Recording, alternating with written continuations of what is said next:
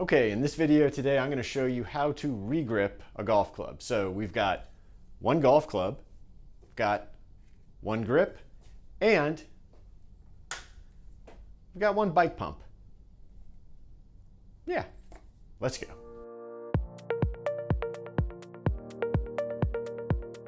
Hi everyone, welcome back to the channel. I'm AJ, I hope you're having a wonderful day. So you've probably seen my video that I did with putting grips on, regripping golf clubs using a tire inflator. I will leave a link to that video in case you didn't see it down in the description. Now I have to say, I love this little tire inflator. I think it is really the perfect solution for putting on golf grips. It's compact, it's lightweight, it's not nearly as loud as a full-size compressor, it's not very expensive, and it just does a great job of both installing and removing golf grips using compressed air. But that got me thinking, you know, this is an air compressor, and technically, this bike pump, this is an air compressor too. So there's really no reason that you can't do the same thing with this that you do with this. So this video, I'm gonna show you the method that I have for putting on a grip using a bike pump.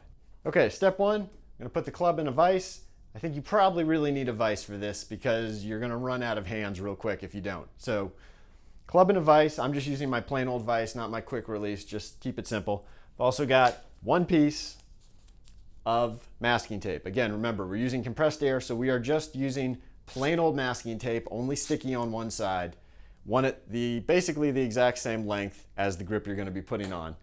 We put this on just like we would any piece of grip tape, so we hang about, a half to 3/4 of an inch off the back here, and just wrap it around. Try and get it nice and smooth, and just like that, twist the end, wrap up all that tape, and just tuck it inside. Okay, we are now ready to go. One more thing you're gonna need before we get started is a little bit of grip solvent. So we're gonna take a little bit of grip solvent and just put it in a little cup, some sort of little container, because we're gonna need it to help us get the grip started onto the shaft. Okay, now here's where we run into the two issues that I have found when using a bike pump. The first one is, well, this bike pump, the hose is not very long. So we have to get the bike pump a little bit closer to the golf club, to the shaft. So what I ended up doing is just getting a ladder. And I put my bike pump on my ladder, and I just got a couple clamps and clamped it on. So now it's not really going anywhere. It's pretty sturdy. I can do this, and now I can adjust it and make sure I've got enough length where I can put the grip on and I've got enough hose. All right, we're gonna use this little tip right here, which is sort of like a raft inflation tip, and attach this into the bike pump as opposed to using a needle or something else.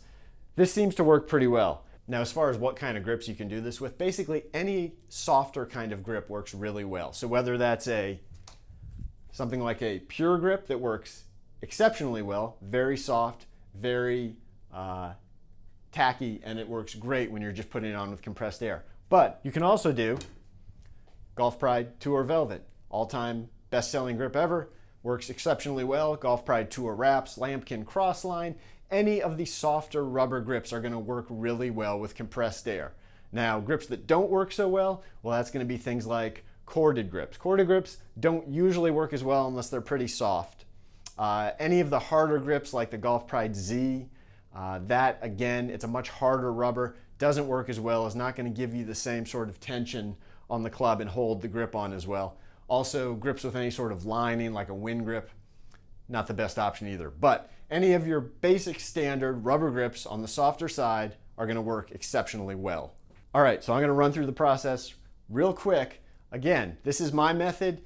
You can take it and run with it, see if you can figure out a better way to do parts of this, but this is what I do. Okay, step one, we're gonna take our grip, we're gonna dip it in a little bit of the solvent, and just get it started over the end of the shaft. You would do this the same way if you were using compressed air from a tire inflator. Next, we take our raft tip and we stick it into the vent hole on the back of the grip. And you basically need to get it on here or in here enough where it can stay by itself. So this isn't going to fall out. The first part, we're going to hold the grip basically right here in the middle and get it on, about halfway, maybe slightly further. So here's what we're going to do. We're going to start pumping the air in. It's going to make some noise, but you can see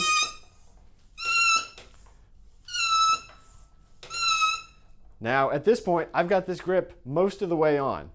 Now I'm going to move my hand back just towards basically holding kind of the butt end of the shaft, the butt end of the grip, and we're going to work it on a little bit further.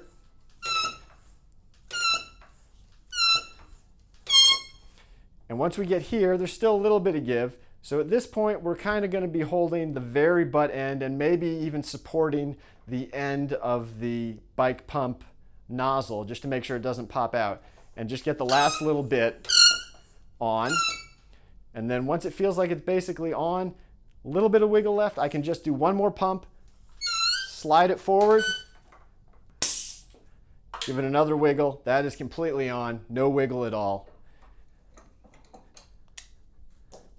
And you can see this grip is now ready to go. And because we didn't use tape, we didn't use solvent, you can go hit it right now. It's not going to slip, it's not going to slide, it's ready to hit. Now, the other part of compressed air that I really love is the fact that you can take them off just as easily as you put the grips on, right? Super fast to take them off with the compressed air from the tire inflator. Can you do the same thing with the bike pump? The answer is yes, you can. Basically, we just go in the reverse order of what we just did. So we put this back in the vise. We stick the nozzle back into the vent hole in the back. And again, here, we're going to be holding it here at the butt end. We're not going to start up here. We're going to hold back here and kind of hold the nozzle at the same time and just work some air into it and just pull it back. Just let it come off on its own.